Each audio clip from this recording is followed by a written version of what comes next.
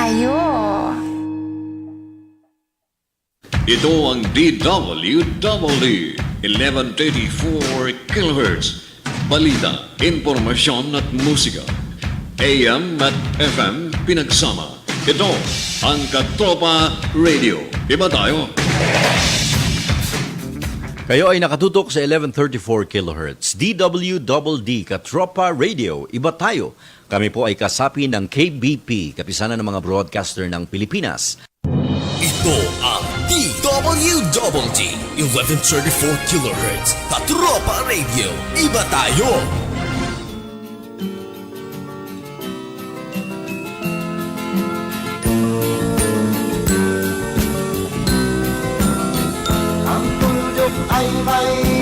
Mapagpalang araw ng Martes, mga katropa. Kayo po ay pumapasok na sa programang Tropa 10 to 11 a.m. Dito lamang po yan sa atin pong himpilan sa 1134 kHz sa inyo pong mga talapitan para po yan sa AM band. At tayo po ay live na inyo pong napapanood sa atin pong mga Facebook page. Unahin po natin ang Katropa DWWD-CRS Virtual Art TV. And sa atin pong live streaming sa dwwd.com.ph. Ako po ang inyong katropang si Amihan Sabillo sa isang oras po na inyo pong mga kasama sa pagtatanghal ng programang Tropa. Marami po tayong dapat pag-usapan ngayon na may kinalaman po sa ating bayan, pero hayaan na po muna natin yung mga unang programa kanina kung saan po ay tinalakay nila yung ilan nga po pagsabog sa ating bansa, and syempre pa under pa rin ng sandatang lakas ng Pilipinas ang mga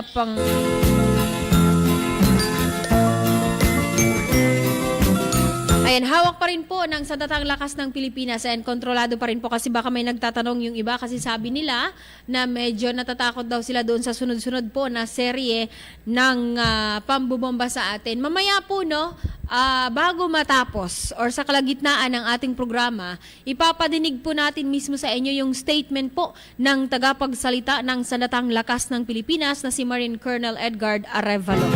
Para po mabawasan or maiwasan na yung sabi-sabi. Tuldukan po natin. Mabuti nga ika nga nasabi na hindi po tayo maniwala dun sa sabi-sabi o kaya chismis o kaya hearsay. Dun po tayo sa facts, dun po tayo sa totoo kung ano ang tunay na nangyayari sa atin pong lipunan.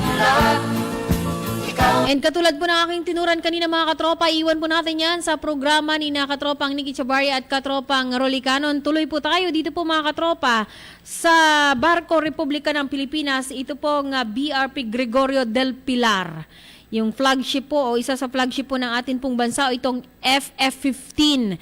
Kung inyo po kasing matatandaan, itong mga nakalipas na araw ay talaga pong usapin sa atin kung paano po ito may salvage o may alis rather dito po sa ilang korales sa bahagi po ng West Philippine Sea or kaya international name na South China Sea ay maalis po dyan. Kahapon nga po ay 2 tugboat ang pumunta dyan at breaking news dahil ito ay naialis na. Yung buong detalye, mga katropa, aalamin po natin yan. Makakapanayan po natin mamaya ito pong AFP Chief Pau na si Colonel Noel J. Ditoyato. Ayan, alamin natin sa kanila ano yung naging proseso, kasi kahapon tinatanong din magkano daw ba yung babayaran at meron daw po bang pananagutan itong ating mga Navy officers na sa pangyayari po na nabalahaw. Ayan, dyan po sa bahagi ng Hasa-Hasa Shoal, ito po nga BRP Gregorio del Pilar. Dapat mapansin at maintindihan, kahit sino ka man ay dapat malaman na dito sa mundo ikaw ay tuldok lang. Kahit na ang araw sa kalangitan, siya ay tuldok lamang sa kalawakan. Lahat ng bagay ay tuldok ang pinanggalingan, at kung masdang mabuti tuldok ang uuwian.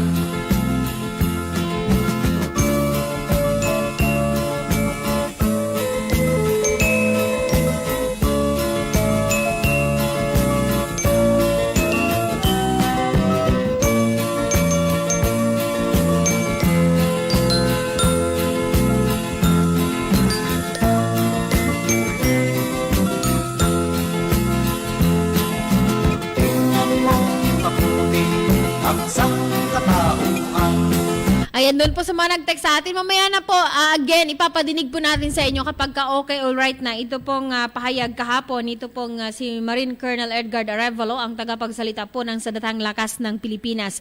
Standby po muna kayo dyan. Pero sa ngayon mga katropa, kanina nga po nakatanggap po tayo ng text at mismong statement mula po kay Colonel Arevalo at mula kay Colonel Ditoyato, kung saan kinumpirma nga po ng Armed Forces of the Philippines na naalis na sa pagkakabalahaw ang BRP Gregorio del Pilar sa isa sa mga flagship ng bansa. Ayan. Sa statement po na pinadala sa DWDD, ay maghahating gabi, 11:45 yung nilagay sa atin po na time na matagumpay po na naalis ng mga tauhan ng Philippine Navy ang sumadsad na barko. Katuwang po ang pribadong mga eksperto naman doon sa may kinalaman sa pagkakabalahaw sa karagatan. Kasi iba po yung sa dagat mga katropa, iba yung nakagisna natin or yung nakagawian natin na lagi nating naririnig, yung balahaw sa kalsada. So iba po yun. So, iba syempre dito sa shoal dahil alam naman natin ito po ay protected area po ito. So, hindi pwedeng masira yung mga corals dahil ito po ay tirahan ng napakayamang dagat po natin ng atin pong mga isda, diba? So, dahil po sa Pilipinas, meron po tayong 1,200 plus na mga species po, different kinds of species na mga fish, nasa atin po yan. At yan po ay matatagpuan dyan po sa bahagi ng West Philippine Sea. Ganun po kayaman. Kaya ganun na lamang yung pag-iingat po ng atin pong mga kasundaluhan ng atin pong pamahalaan na ingatan yung pagkakaalis nitong BRP Gregorio del Pilar sa pagkakabalahaw dyan po sa Bahura, sa bahagi po ng Hasa-Hasa Shoal o kaya dito po sa may West Philippine Sea. And kabilang nga po mga katropa doon po sa umalis. Ayan. Hindi po natin sasabing salvage kasi po pag sinalvage, ito po yung mga barko, bangka o sasakyang pandagat na lumubog na kailangang palutangin or kailangang kunin. Salvage po ang tawag doon. So iba po yung term pag sa dagat kasi baka malito tayo. Pag salvage kasi iba yung nasa mind natin. Pag sinabi natin salvage medyo sa tao, 'di ba? Medyo pinapatay o whatever. So iba po.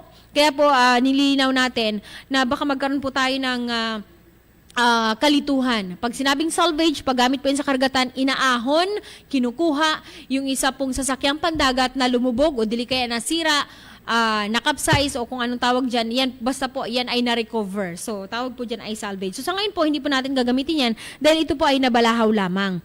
So, ibig sabihin, hindi naman po lumubog, nabahura lamang. Yung isang sasakyang pandagat ay sumabit dito po sa mga korales. So, batay po sa ipinarating po na ulat po ni Lieutenant General Rosano Briguez, ang commander naman po ng Western Command mula po dyan sa lalawigan ng Palawan at galing naman mismo dito kay Commodore Jose Galang, ang pinuno naman po ng Binong Joint Task Force Guyong.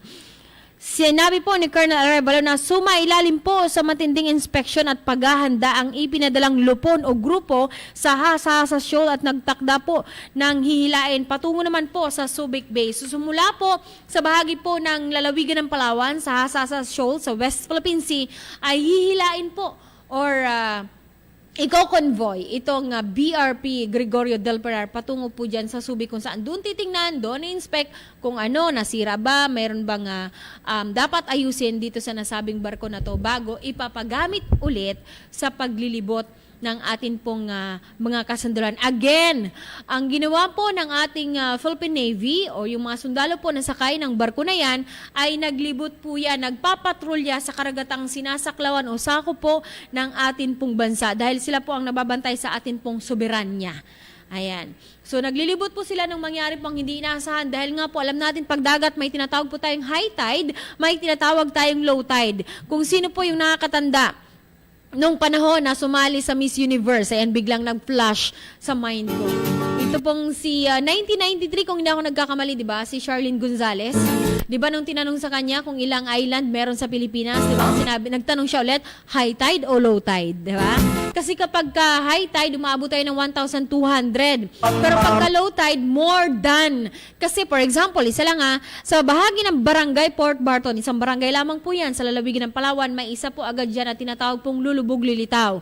Kasi po may island dyan na kapag high tide, nawawala. Pag low tide, nakikita. Sa Honda Bay naman, sa Puerto Princesa, mayroon din po diyang tinawag na Marina Bay. Yun naman din, kapag lumulubog, ang nakikita mo yung bubungan lamang ng cottage na itinayo, pero pagka nag-low tide, nakikita mo yung buong buhangin. So kaya po marami po sa Pilipinas, hindi lamang sa lalawigan ng Palawan, yung lulubog lilitaw na tinatawag nating island o kaya nakikita kapag low tide, nawawala kapag high tide. Yun po ang nangyari doon po sa atin pong BRP Gregorio del Pilar nung sila po ay naglibot, nagpapatrolya dyan po sa bahagi ng West Philippine Sea.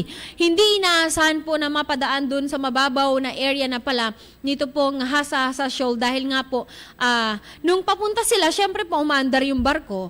Nung papunta sila, medyo high tide pa, hindi po na-anticipate or whatever, ano pong nangyari, na low tide pagdating doon, kaya po nasadsad ng bahagya. So alamin natin mga katropa ang kabuuan yan.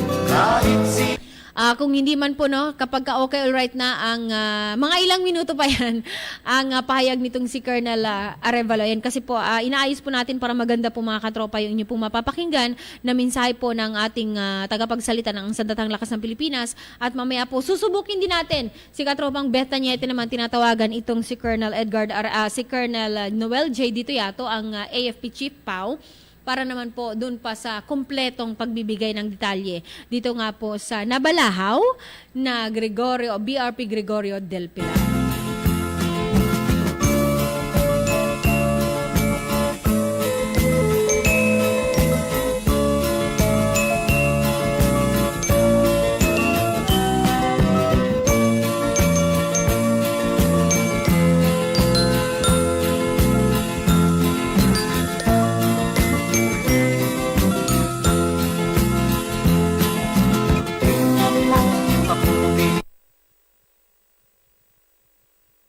Ayan, sorry naman. Mga katropa, katulad po ng aking tinuran kanina, sabi nga po natin, bago po natin ibibigay o makapanayam itong si Colonel Dito Yato, ibibigay po natin sa inyo yung naging pahayag naman po kahapon ni Armed Forces of the Philippines spokesperson Colonel Edgar Arevalo. May kinalaman nga po dito sa tinatalakay nating usapin ngayon, yung pagkakabalahaw nito pong Gregorio del Pilar. Ayan, okay, alright na?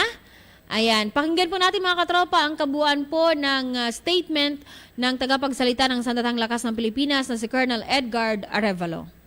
Regarding the recent bombing incident in Isulan, and also I'll give you updates tungkol sa status ngayon ng FF-15. The AFP statement reads, the AFP condemns in its strongest terms possible the recent cowardly attack in Isulan, Sultan Kudarat that targeted innocent civilians. The perpetrators' means of assaulting hapless victims through terror, death, and destruction do not justify their ideals. Government security forces will address these vile aggressions with vehement counteractions. And with the support of the community, we will get those criminals. With the help of the local residents, we can potentially prevent any repeat. The local government of Isulan, led by Mayor Marites Palasige, and the Philippine National Police are leading the effort to hunt down the perpetrators of this dastardly attack and on our people and their peaceful communities. In support of those efforts, AFP units on the ground have further intensified the conduct of checkpoints in all of the town's entry and exit points. We have stepped up further patrols and intelligence efforts. We have alerted our troops to augment the Philippine National Police efforts in the now ensuing police manhunt operations. Meanwhile, we extend our sincerest condolences to the victims and assure their families that the AFP is one with them in their quest for justice. The latest report reveals that 2 have died and 14 wounded, 3 of them critically. We continue to call on the public to help suppress these twin terrorist attacks since the targets are civilians. While government security forces were not stopping to arrest the criminals, justice will be more swiftly served to the victims if the people will help us in this fight by reporting the whereabouts of these terrorists discreetly or otherwise. If you will remember the incident in Abanga, Bohol, where 10 members of the Abu Sayyaf proceeded to the area, we saw how a united community like the Boholanos in Abanga could cooperate to the authorities, to the security forces, in order to prevent the success of these Abu Sayyaf members in sowing terror and havoc in their province. We urge our communities, therefore, to unite in these attacks by terrorists that targets the lives of our people, their freedom of movement, and the peace in the towns and cities. We urge every individual, men or women, young or old, to be vigilant and be actively involved in reporting their observations of any suspicious activities or persons in their localities. If you would remember the as a nation triumph over these terrorists. I will now give you the updates regarding FF-15. The Armed Forces of the Philippines is on top of the situation. The Commander Joint Task Force Goyong, Commodore Romuel Galang, is aboard the Navy vessel since September 1. He is leading a team of sailors, divers, airmen, marines, and civilian experts in determining how we can successfully extricate the ship with least collateral damage to herself and the environment. Commodore Galang is rendering periodic report to the Philippine Navy, to the General Headquarters in Camp Aguinaldo and the Westcom Headquarters in Puerto Princesa. As of today, allow me to tell you that there's one landing ship vessel there, LS-507. We have another Navy vessel, PC or Patrol Craft 380. We have augmentations, 2 vessels from the Philippine Coast Guard. FF-17, which is steaming towards the location of FF-15, is already close to it. Air Force and Navy aircraft continue aerial patrols. The status of the morale of our officers and men aboard FF-15 is high. They have complete provisions like food and water. 2 tugboats, MT Trabajador, and as we speak, MT Vigilant, are already in the area of FF-15. Sila yung mga vessels na tutulong sa atin sa pag-extricate kay Del Pilar. The salvage master and the salvage supervisor of SMIT Salvage and Towing were aboard Del Pilar as of this morning at around 0900 or 9 o'clock in the morning. The weather has improved compared to yesterday. The hull of Del Pilar is intact. The damage was largely on the starboard propeller, meaning the propeller on the right, which is the side that hit Hasa Shoal, and slightly on the port or the left propeller.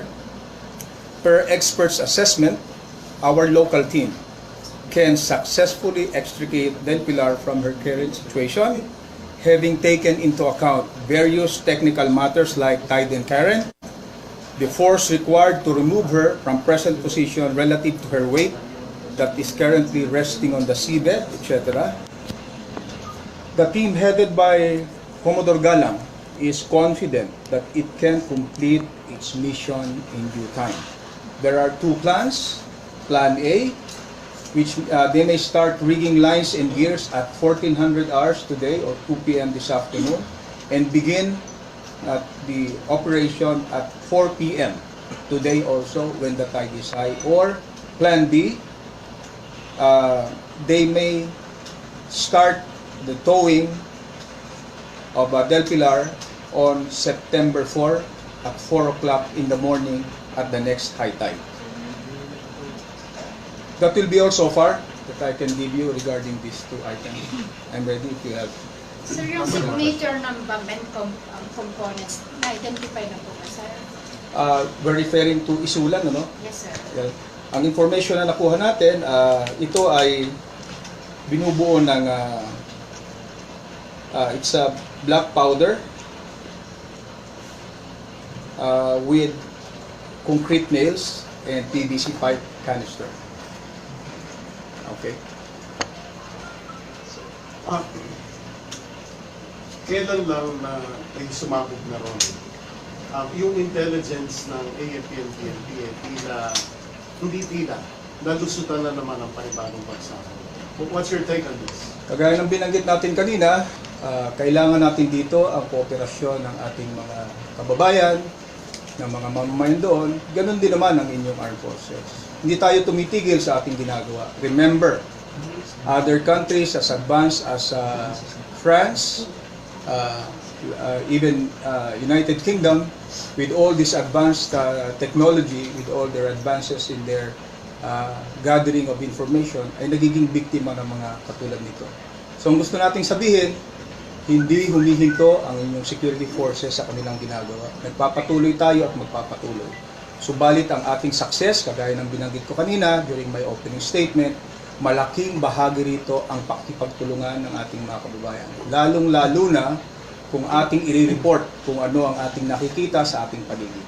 Kailangang maging buo tayo bilang isang komunidad at bilang isang mamamayan na siguruhin na walang terorista, na walang criminal elements na nabubuhay at nakikita sa ating paligid. Kailangan nating magtulungan. Sir, yung last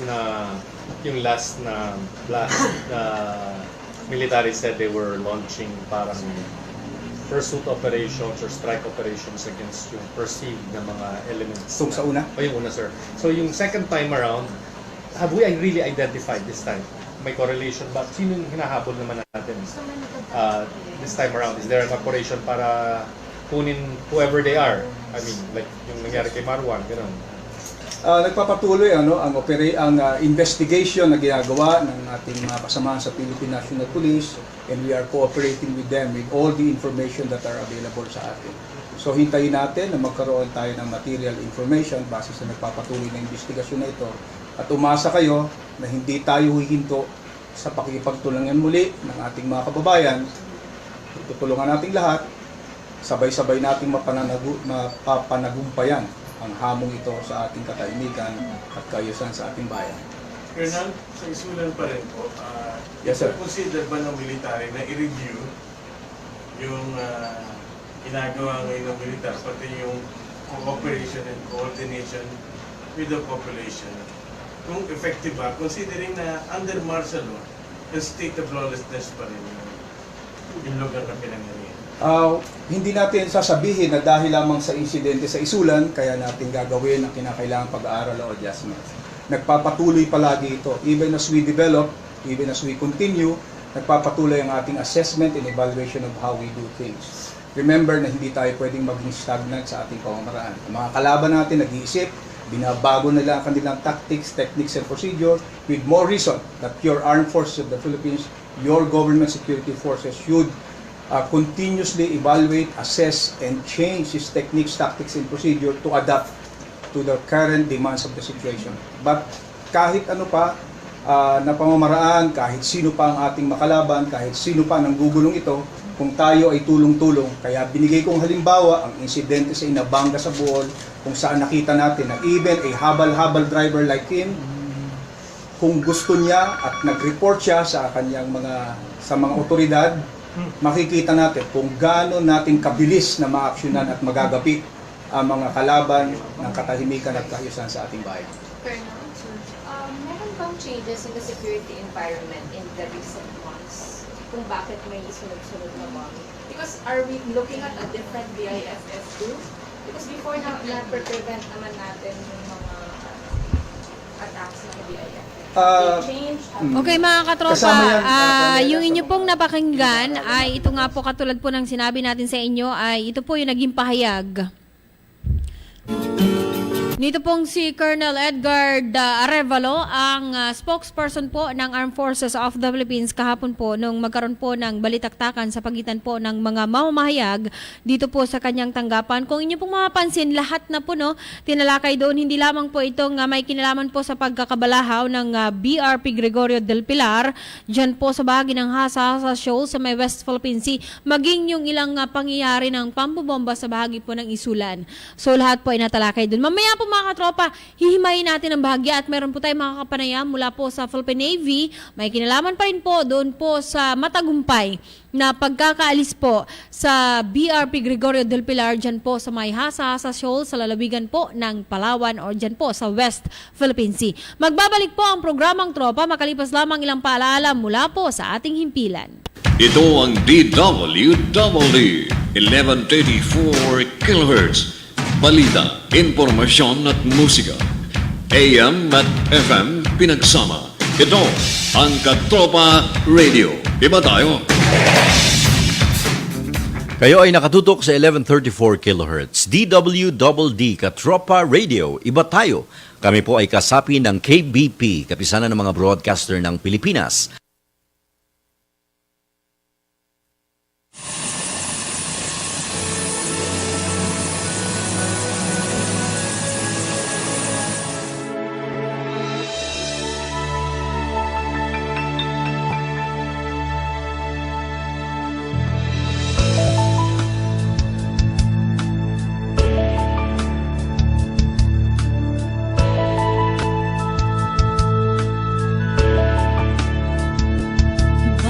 Bayanihan, kaya natin to.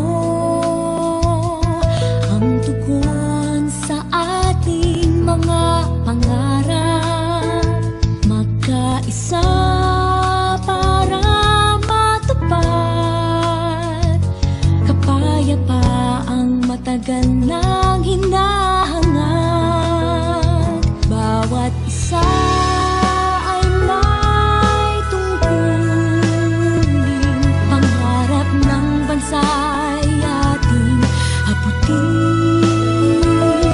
Sa mapayapa at maunlad na Pilipinas, may pagkakaisa at malasakit na wagas.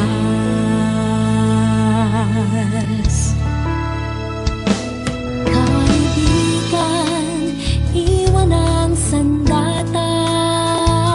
Makulay na kinabukasay abot na. Sama-sama para sa Republika. Kapayapaang may bigay na pag-asa. Bawat isa ay may tungkulin. Pangarap ng bansa ay ating abutin. Sa mapayapa at maunlad na Pilipinas,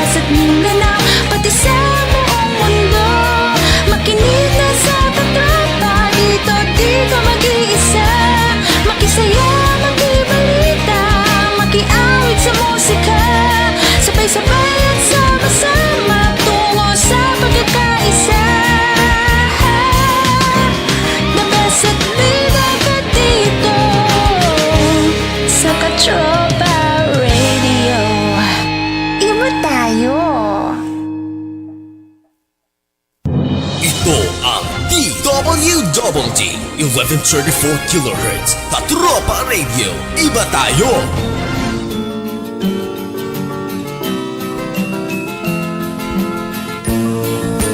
Mga katropa, balik po tayo sa atin pong programang Tropa. Siyempre pa, dito pa rin po yan sa atin pong himpilan sa 1134 kHz sa inyo pong mga talapitan para po yan sa AM Band. At tayo pa rin po ay live sa atin pong Facebook page sa DWWD Katropa CRS Virtual RTV. Kanina po mga katropa, bago po tayo nagbigay daan ng papapakilala po ng ating himpilan ay nadinig po natin ang statement ni Colonel Edgar Arevalo kahapon nung hindi pa po nakukuha. Hindi pa po natatanggal sa pagkabalahaw ito pong BRP Gregorio del Pilar. Sa ngayon po, susubukan po natin mga katropa. Ito, positive. Ayan. Thank you so much sa ating katropang si Beth Tañete. Nasa linya po ng ating komunikasyon ang commander po, Director ng Navy Public Affairs Office, si Commander Jonathan Sata. Sir, good morning po. Welcome po sa programang Tropa. Isang magandang umaga po, Ate Amihan at sa ating mga katropa. Sir, good news po, no? Kanina yung binigay sa amin mula po ni mismong spokesperson, Colonel Arevalo at PAW Chief ng AFP na si Colonel Detoyato. Kasi kahapon po sa press con kung saan kasama po tayo, papunta pa lamang yung dalawang tugboat na sinasabing maghila dito sa BRP Gregorio del Pilar. Pero kanina nga po, pagkagising namin, tumambad sa amin yung mga messages, yung napakagandang balita po na tama po ba, sir? Natanggal na sa pagkakabalahaw ito pong FF-15 dyan po sa Hasa-Hasa Shoal? Opo, isa pong karangalan din po na may report sa ating mga katropa na ang ating barko ng Republika ng Pilipinas na si Gregorio del Pilar ay ngayon po ay unti-unti na pong pabalik dito sa Subic upang makumpuni at mai-repair na po yung mga damage na kanyang na-incur nung siya po ay na-ground dyan sa Mihasa-Hasa. So, nagpapasalamat po ang ating flag officer in command sa patuloy na suporta at panalangin, hindi lamang po ng ating mga katropa, yun din po sa ating mga kapamilya na patuloy na nagsubaybay sa pagkakataon po ito. Sir, bago po dun kasi sabi po ninyo ay maaring on the way na or kung nasa ang area na po, ito pong Gregorio del Pilar, patungo po ito sa Subic para matingnan, ma-double check ano bang damage nito, maayos. Doon po muna tayo, sir, paano po yung naging proseso kahapon? Nagkataon po ba na tamang-tama high tide kaya nahila ng dalawang tugboat natin? Hindi po ba nahirapan? Kasi lumabas po sa amin, tama po ba, 11:45 PM nung tuluyan pong mahila mula po dun sa pagkakabalahaw? Opo, as kagaya nga rin po na nasabi ng ating tagapagsalita na si Colonel Arevalo na ang dalawang tugboat na galing po sa Batangas ay dumating po kahapon doon sa Hasa-Hasa. At bago rin po makarating doon yung tugboat ay meron na pong mga eksperto na kasama po ng ating on-scene commander na si Commodore Romel Galang na bago po makarating yung mga